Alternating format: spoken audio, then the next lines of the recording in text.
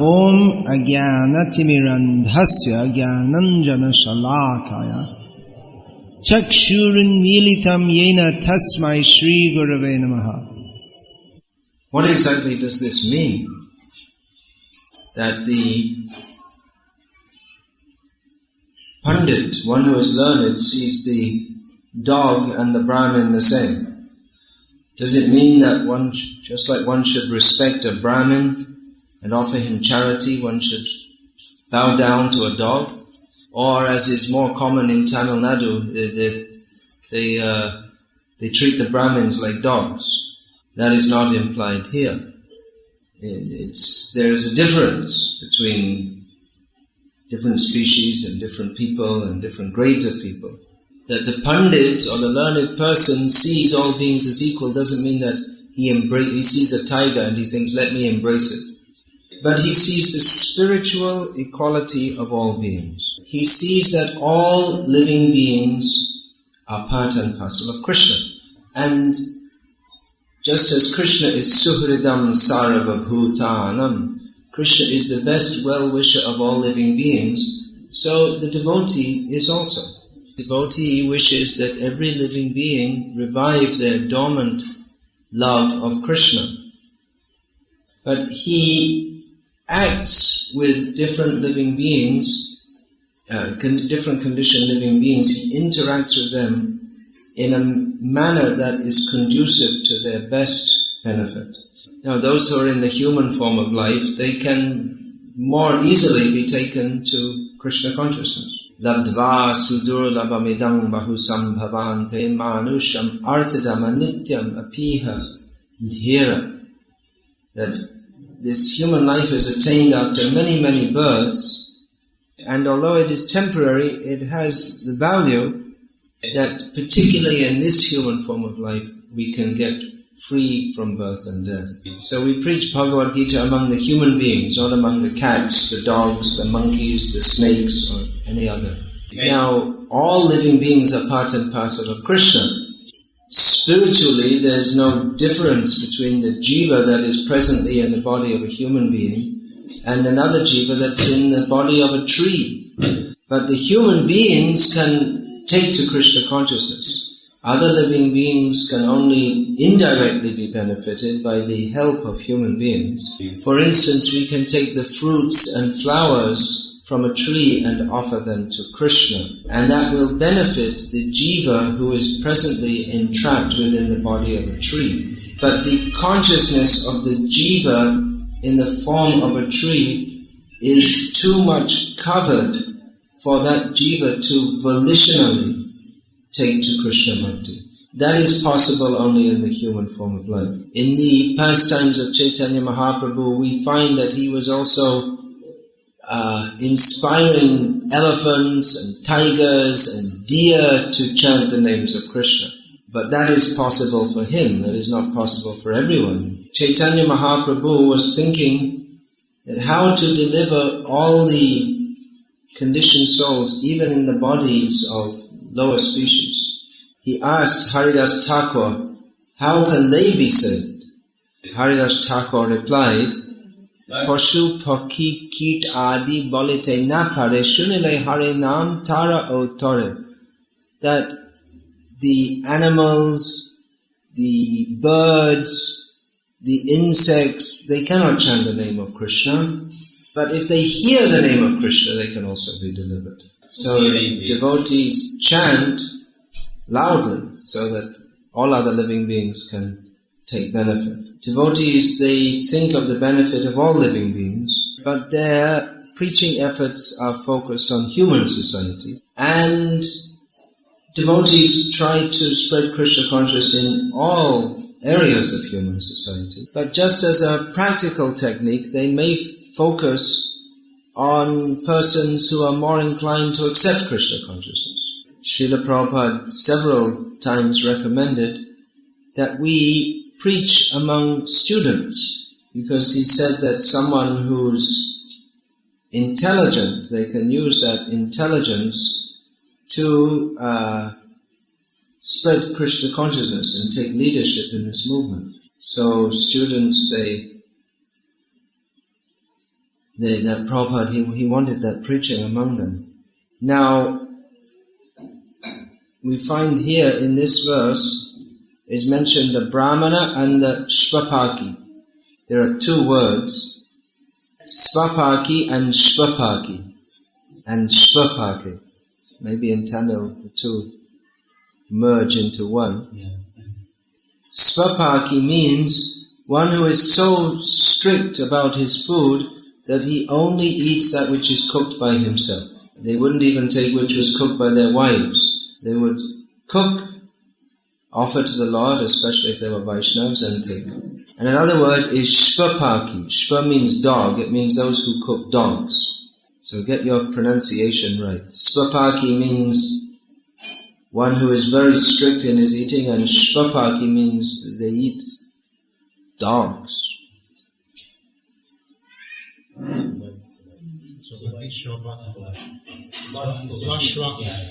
So that's not very nice, is it? Eating dogs? It's not very high class, is it?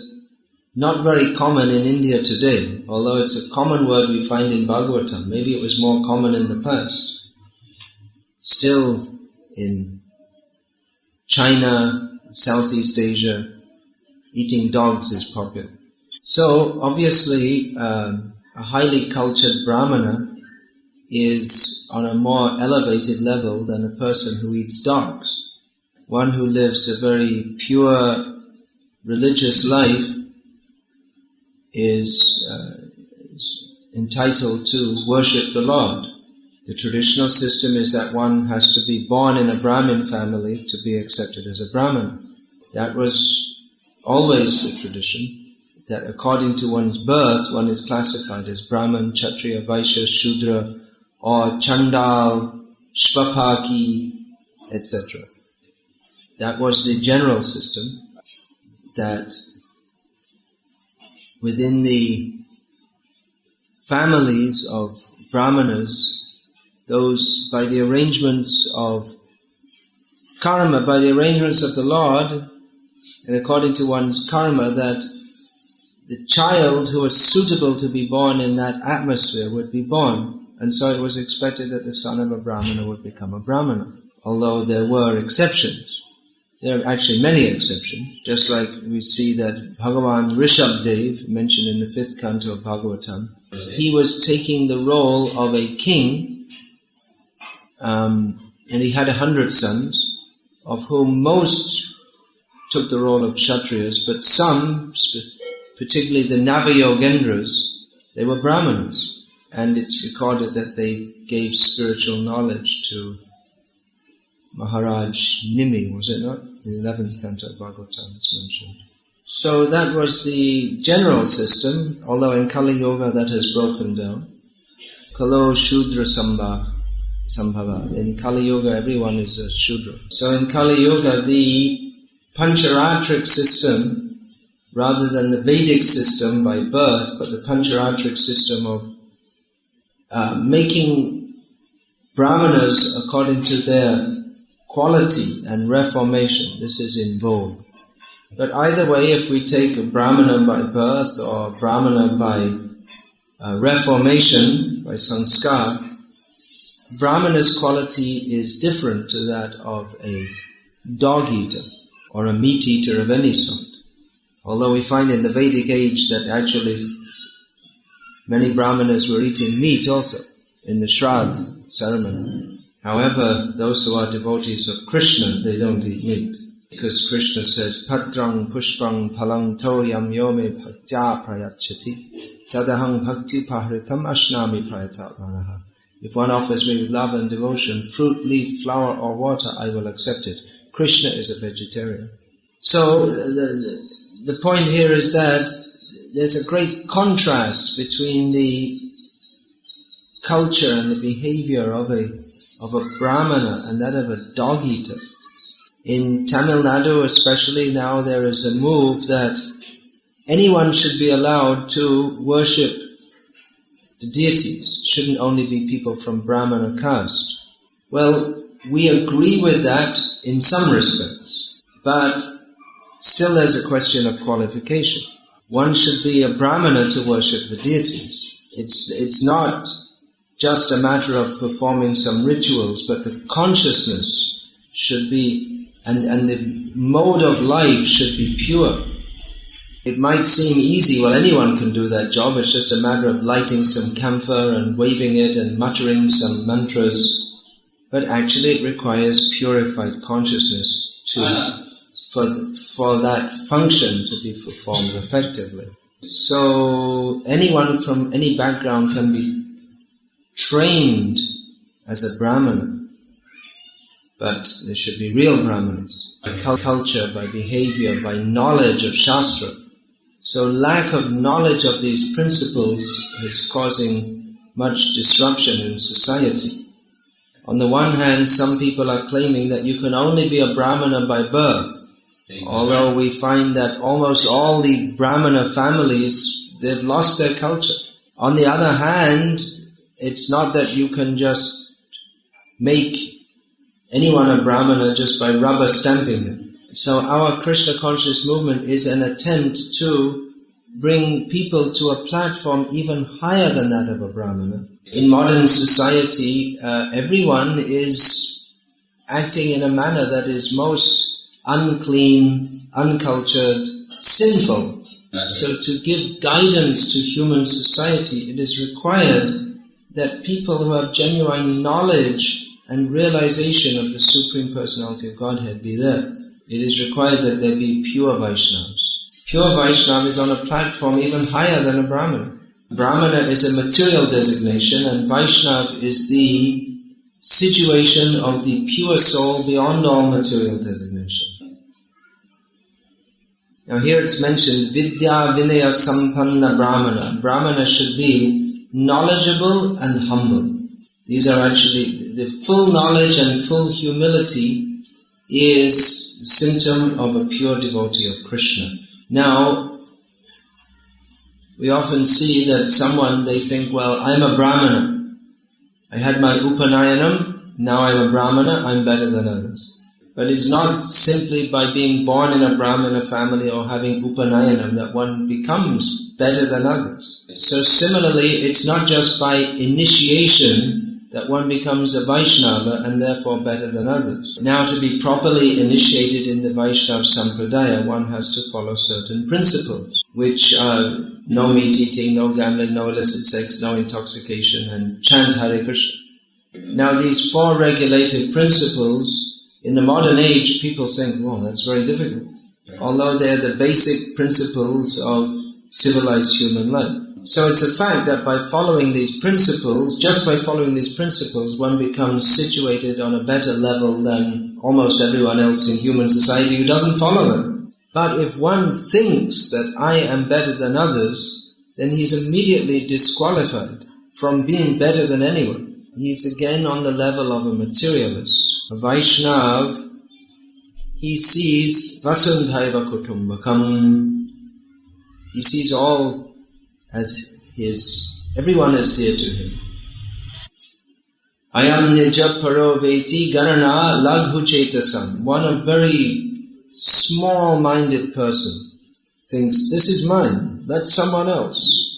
I, me and mine. Me and my friends, me and my enemies. But udara charitanam too, one of broad way of thinking. He sees Vasundhaiva Kutumbakam. Everyone in the world is close to me. Everyone is my kutumba.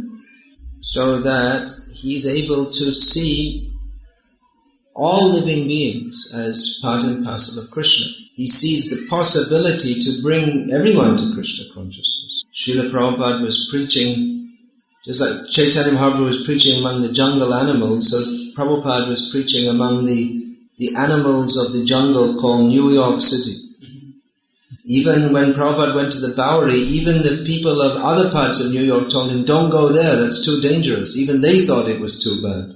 Prabhupada came from Vrindavan, the most cultured place. Of course, you may be surprised to know that there are many uncultured activities that go on even in the holy places. But at least in terms of spiritual culture, for those who want it, Vrindavan is the place non pare, means there's no comparison. Although there are also many dacoits in Vrindavan. The land mafia is very dangerous. You can't imagine in Tamil Nadu. There's so many murders every day in Mathura district, mostly over land. 12 murders every week, every month. So, but anyway, Prabhupada had nothing to do with that. He was associating with the real Vrajavasis, the real residents of Vrindavan. And he left Vrindavan, but he never left Vrindavan, he brought Vrindavan with him. And he was able to see that all these people were totally confused and sinful, but he was able to see that actually they're all devotees of Krishna and bring out the bhakti in them. So that is Chaitanya Mahaprabhu's mission, that in Krishna consciousness there's no discrimination according to any material consideration. As you are all aware of, caste consciousness is very strong. So you can imagine what it was like 500 years ago. Chaitanya Mahaprabhu came to deliver the whole universe by the method of chanting the holy names of Krishna. So he did that specifically through Haridas Thakur.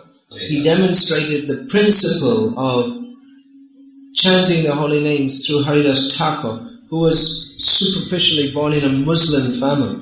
When Haridas Thakur passed away, Chaitanya Mahaprabhu danced with the transcendental form of Haridas in his arms. Chaitanya Mahaprabhu said, Nicha jati nahe Krishna bhajane ajoga, that birth in a low caste is not a disqualification for Krishna consciousness. Shatkul vipra nahe bhajane joga, and simply to be born in a high caste Brahmana family, that does not automatically qualify one for Krishna bhakti. Jai bhaje she baro. Whoever worships Krishna according to the level of their bhakti, they should be considered elevated. And abhakta hina cha. If one is not a devotee, even though he's from the worldly point of view considered exalted, he is, in Chaitanya Mahaprabhu's estimation, very fallen.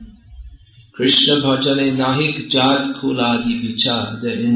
In Krishna bhakti there's no consideration of jat, kul, all these different things. So everyone is welcome to come and take to Krishna consciousness. But still in lok vyavaha, in ordinary worldly dealings, there is some devotees observe this also. Just like Chaitanya Mahaprabhu, his great follower Haridas Thakur, due to being born in a Muslim family, was not allowed in the Jagannath temple in Puri. The Chaitanya Mahaprabhu was extremely influential. Of course, he's the Supreme Lord himself. But even from the worldly point of view, he is very influential. The Maharaj Prataparudra was his follower. And he had so many followers, especially at the time of Rath Yatra from Bengal, some hundreds of his followers would come. So either by order of Maharaj Prataparudra or just taking his old followers, by force they could have brought Haridas Thakur into the temple. But Chaitanya Mahaprabhu didn't make any big disturbance. Big political movements and social uprisings, this is not the business of devotees. We should preach the principles of bhakti, which means that, well, in some ways we may have to disturb society. We should tell clearly this meat eating, especially all this animal slaughter, cow slaughter, is very sinful. But at the same time, it's not our business to get deeply involved in social reform by any other means than spreading the chanting of the holy names. If we become too much fixed on any topic other than Krishna and Krishna conscious, then we become diverted. Now, in this point of lok vyavaha, behaving with people according to their position, is also recommended by Rupa Goswami. It's just like, if the Prime Minister of India were to come here, which is highly unlikely, then we'd give him suitable respect. We wouldn't just treat him just an ordinary person. But in many ways, he is an ordinary person. He was an ordinary person, and, somehow or other he became the Prime Minister. He was an economics professor or something before, and somehow or other, by the hands of fate, he became the Prime Minister of India. So if an economics professor comes here, well, we'll respect him for his, being a professor, but if the Prime Minister comes, then we'll offer him a lot more respect. So that is natural. We find that Rupert Sanatan Goswami, when he was in the service of the Nawab of Bengal, he respected him as a king. He said, well, you got this position by the grace of God, so we have to respect you for that. But at the same time, when the Nawab wanted to call Sanatan Goswami, you come with me and we're going to attack Orissa. He said, I can't go and join you in attacking Orissa. So we may offer respect, but not become deeply involved. Sometimes, even within our Krishna conscious movement, we see there's some kind of, some difficulty for the members to relate because of different social backgrounds. Sometimes our Western devotees, they can't really understand the Indian devotees, and vice versa. In America, sometimes devotees of black bodies, they sometimes found it difficult to relate with those of white bodies because culturally they're quite different. So Prabhupada approved that, all right, let the black devotees have their own separate center because birds of a feather flock together. He gave that analogy. But we shouldn't exacerbate these differences. That means make it more. Bhaktivinoda Thakur wrote that when will that day come when the English, Russian, Prussian means German, American, they will join in the Sankirtan with our Bengali, with the Bengali devotees and embrace each other and say, oh our brothers, please embrace me. So Chaitanya Mahaprabhu's movement is the real United Nations. That there are material differences, but that is not very important. Everyone is spirit soul, everyone is eternal servant of Krishna. In Bengal, among Bengali Vaishnavas, it's a very important feature at the Mahotsavs or the festivals that everyone takes prasad together. There's no special arrangement for brahmanas but there's no caste pride. That's considered something very important because it's known that a cardinal teaching of Chaitanya Mahaprabhu is that we should not discriminate on the basis of caste. Now there is some stratification and therefore discrimination within Vaishnava society. It's not that someone who's just coming new in Krishna consciousness that they're treated in the same way as someone who's been dedicated for many years. And in fact, Srila Bhaktisiddhanta Saraswati Thakur introduced Brahminical initiation within the Vaishnava Sampradaya and sannyasa initiation. Now, why should one become a sannyasi when a Vaishnava, the position of a Vaishnava is higher than that of a sannyasi? Sannyasa is a material designation. Vaishnava is beyond all material designation. That is the identity of the soul.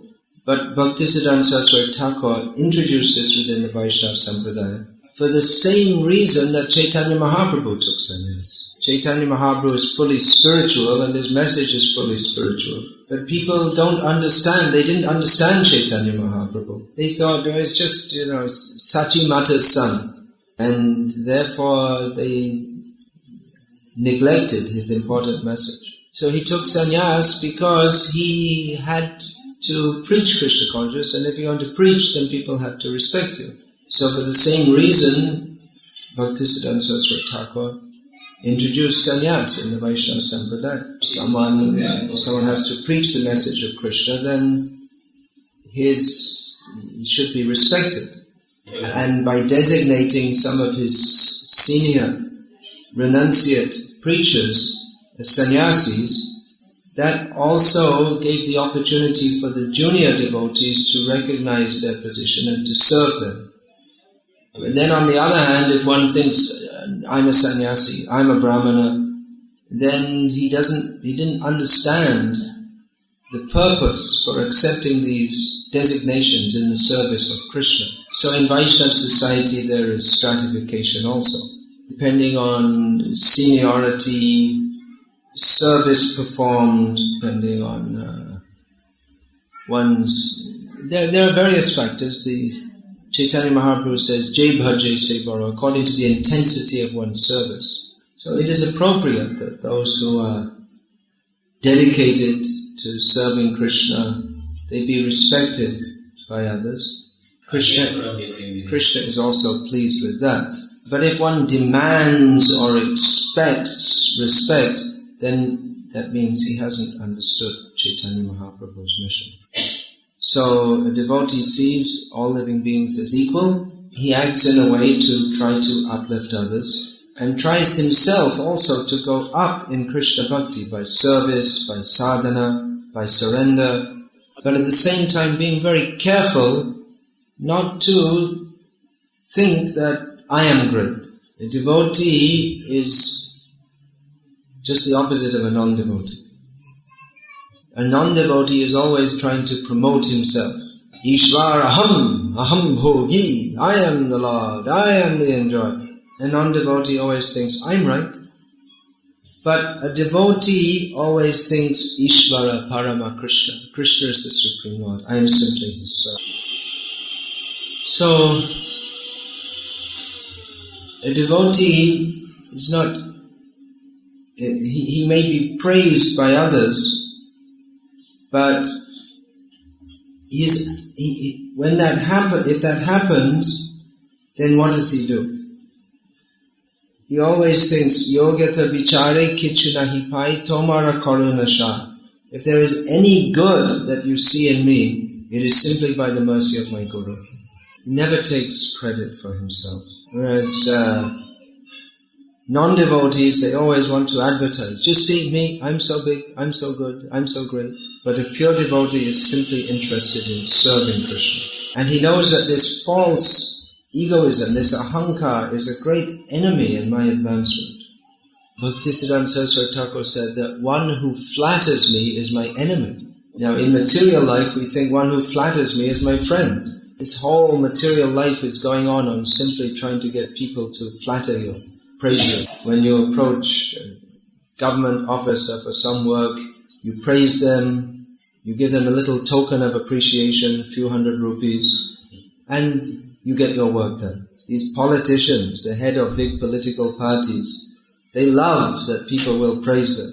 They like to see big cutouts of them all over the city. But a devotee's attitude is different. At Kumbh Mela in 1970, I think it was, at Allahabad, Western devotees were there for the first time, and they saw so many Mayavadi gurus going on big elephants. And one devotee said to Prabhupada, Prabhupada, we should put you on the elephant instead of these Mayavadi gurus. Prabhupada immediately said, no, I would put Radha and Krishna there. That was Prabhupada's attitude. He made Krishna famous all over the world, not himself. We see that some people are so crazy to be praised that they declare themselves God. But what is the value of being praised as God if you're not? Then you become the king of the jungle, like the jackal. You all know that story from Hitopadesh, that one jackal came out from the jungle into the village and they had the vat of blue dye and in the village, and he fell into it and the jackal became completely blue in color. So when he went back in the jungle, all the animals thought, oh, we never saw any animal like that before. He must be a divine being. So they all made him the king of the animal. Even the lion was offering him respect. So this was going on for some time. So one day the jackal at night was sitting in court with all the other animals, offering him respect, feeding him, serving him. And in the distance some jackals called out, "Oh, oh, oh." You don't know, you live in the city. If you live in the country, then you know what the jackals. These boys are from the village, you know the sound of the jackal. I've also traveled in the villages all over India, Bangladesh, so I know it's the sound of the jackal. So there's the king of the animals. When he heard this, from his high seat, he couldn't restrain himself. He also started making the same noise. And all the other animals could understand, oh, he's a jackal. And they chased him out. So by making a pretense, you can fool people, but it doesn't make you actually in a high position. So flattery is for fools. If someone praises, oh, you're so wonderful, you're so great, it's done by people because they want to take some advantage of you. And foolish people enjoy that. But an intelligent person thinks that, I'm not great, I'm simply a servant. I'm servant of the Supreme Lord and His servants. A person who is actually spiritually advanced doesn't like to be praised. He likes Krishna to be praised. He may take the position of a sannyasi or a guru to, like a tax collector. Prabhupada gave the example. That he inspires people in bhakti and directs that towards Krishna. Guru is to be praised, but not as an independent entity, but he's praised because he directs us towards Krishna. So one may accept a high position in Vaishnava society, and that should be acknowledged, but only for the service of Hari Guru Vaishnava. Regarding riding on an elephant, during the Navadip Dham Parikrama, Bhaktisiddhanta Saraswati Thakur directed one of his sannyasi disciples, you ride on the elephant with the deities of Radha Govinda, and you just serve them, you do chamar seva like this. Bhaktisiddhanta Saraswati. So he was hesitant to do so. How shall I sit above all the other devotees and the Guru? Just like I was saying, I don't want to sit above the Bhagavad-gita. We've come here to worship the Bhagavad-gita, not to place ourselves as higher than Bhagavad-gita. So he was reluctant to do so, but Bhaktisiddhanta Saraswati Thakur said that, no, for the sake of service, you can go up. Yes. On the order of Guru, for the sake of service, one can go up. So one may be promoted for the sake of service, but then if he thinks I'm big, then he falls down again. Just like in Mahabharata, we see Maharaj Nahush was promoted to the position of Indra, but then he thought, I'm so great, and he offended the Brahmanas, and he fell down and became a snake. So he was in the position of a pious king, and he got promoted to a higher position, that of Indra, but then he fell down to a much lower position than that of a pious king, to the position of a snake. So everyone is supposed to serve Krishna, and the devotee sees all living beings as part and parcel of Krishna. But he may take various roles for the service of Krishna. If one thinks, yes, I should be humble, therefore I won't do any big service for Krishna, then it's better to take a socially bigger position and do bigger service for Krishna. Just like the elephant is a very big animal. But he's carrying the deity of Radha Govinda.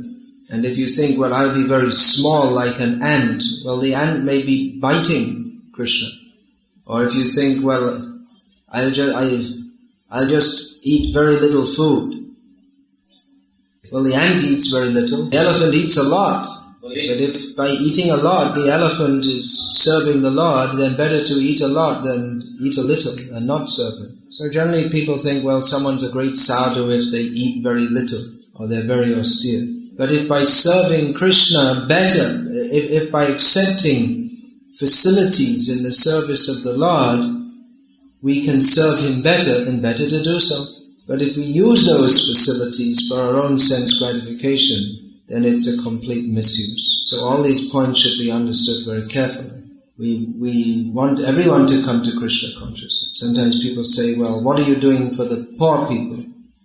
Well, we're spreading the Hari Nam Sankirtan movement, everyone can participate. But it doesn't matter how much poor feeding you have, or poor people will always be there.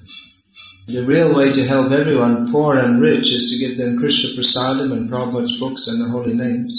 And it may be that just as worldly people do, we, in our general dealings, we offer more respect to people who are Janmaishvarya Shuta Shri, those who have material opulence of, like being, because they're in a position to serve Krishna better. We preach among human beings rather than among cats and dogs because they can they much more easily take to Krishna consciousness. So, on the same principle, if a very influential person or a very politically powerful person or a very rich person, they can do a lot of service. If we have to build a temple for Krishna, which is going to cost 30 crores to build, then we can go and collect 1 rupee from 30 crore people, but if one man gives 30 crores, then the temple can be built quickly and the benefit that people will get from it will come around. One time in Bihar, I heard one of our devotees in a public meeting, he was criticizing the chief minister. Now, there might have been good grounds to criticize him on.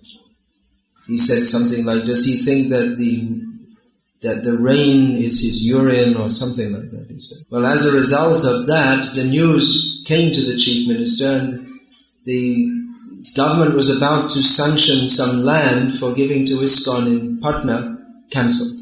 So that wasn't a very good idea, was it? So, actually, as Prabhupada often said, the politicians are all rascals, and it's quite apparent to see. But we should be a little careful in our dealings also, and offer respect where it's appropriate. At the same time, we should know that we are servants of Krishna. We are not servants of politicians. We're not servants of money. So all these points should be understood very clearly, based on the understanding that we are here to serve Krishna. We're all servants of Krishna. We have nothing to do ultimately with this body or with this world. But because we have to serve Krishna within this complex world, we should also be aware of its complexities and act accordingly, while keeping our pure spiritual vision intact. This we can do by regularly hearing the message of Bhagavad-gita and discussing with devotees. And we can also study the life of Srila Prabhupada, how he preached, how he lived, that he really tried hard. He really gave his everything, his every breath for serving Krishna. But he fully depended on the mercy of Krishna also. Ultimately, everything is in Krishna's hands. It is our duty to try to serve Krishna. We should not compromise our principles. We should try our best to bring everyone into Krishna consciousness. But ultimately, we are not the doer. Krishna is everything is in the hands. So these are some thoughts on how the learned persons see all living beings equally. It doesn't mean that we should go out in the street and embrace a pig, but we can chant Hare Krishna so the pig can hear, knowing that actually it's not a pig, it's a spirit soul trapped in that body due to his grossly sinful activities. Hare Krishna. Is there any question about this? Yeah, please. No, turn it on. No, because we want everyone to hear. Please say it in English and then in Tamil. Hare Krishna. Hare Krishna. I can say it in English and in Tamil also. In the house we find a lot of cockroaches and all. As you said, how about killing the cockroaches in the house? How about killing the cockroaches in the house? Yeah, Tamil. Well, Prabhupada, when he was asked about this, he said, this is because you are not clean. You should clean properly. But then in one center, the temple was it wasn't a very good area, you see, and the devotees, they were in an area where the whole building was very old, the whole area wasn't very good, and they didn't have any means to move at that time. And they said, well, there are cockroaches everywhere. Even when you put the offering to the deities, the cockroaches are going on. Prabhupada allowed, well, in that circumstance, then you can have some chemicals for exterminating them. But in general, he said, keep clean. That was Prabhupada's response. I was staying at one time in Bangkok, in an area, Bangkok in Thailand, just rats everywhere. It's horrible. In Calcutta also, even up to today, the brahmacharis in the brahmachari ashram, the rats, they chew on your toes at night. In Bangkok we had rats, in Calcutta. In our temple in New York, I saw a cat in the kitchen. I said, "What's this? How can you allow a cat in Krishna's kitchen?" And he said, "Well, according to the temple president told me that, well, you see, according to the municipal regulations, because we're feeding many people here, if they see one mouse in here, they'll close the whole thing down. They inspect from time to time. If they see any mouse, they'll close it down." So, it's not, rather than killing the mice by mouse traps, we keep a cat, and it's kind of natural to the cat. By natural means, gets rid of, the mice don't come if there's a cat around, so it's better to have cats than mice. Sometimes when we are staying in some place, snake comes. Even in the temple, snake comes. But ordinary people say we should not kill it. So in the temple, you don't kill snakes. And if you chant Garuda, Garuda, it won't harm. They do that in Tamil Nadu. They chant Garuda when the snake comes. Is it? There's any system like that? In Bengal, they used to do. In Bengal, you used to see there's so many snakes. I think more people get killed by snakes than in any other state in India. But the boys in the villages, they're very expert in catching them and killing them. I used to see so many cobras in Mayapur in the rainy season. They come, because of the flooded fields, they come inside. So if there's a dangerous snake like a cobra, then according to Shastra, then modeta sadhurapi vrishchika sarpa hatya. Even a sadhu is pleased if a dangerous snake or a scorpion is killed. Alright, let's chant Hare Krishna. You going to have arati now? Alright. You answered his question. His question was like, only human form of life so that we can directly do the service to Krishna. In other species of life only we can be indirectly only. No, well, I gave the example of the elephant, but they have to be directed by humans to do so. Yeah, his question is different. He is asking whether that particular tree or when we are chanting Hare Krishna mantra, whether it can be immediately elevated to No, they'll get benefit, but it's, Chaitanya Mahaprabhu embraced 7 trees and they went directly to Vaikuntha, but we're not so powerful. They'll get benefit according to your degree of purity. But we preach, like I say, to the human beings. It's not that we run from tree to tree saying Hare Krishna. Alright, thank you very much for coming. Coming, and one day you'll be going.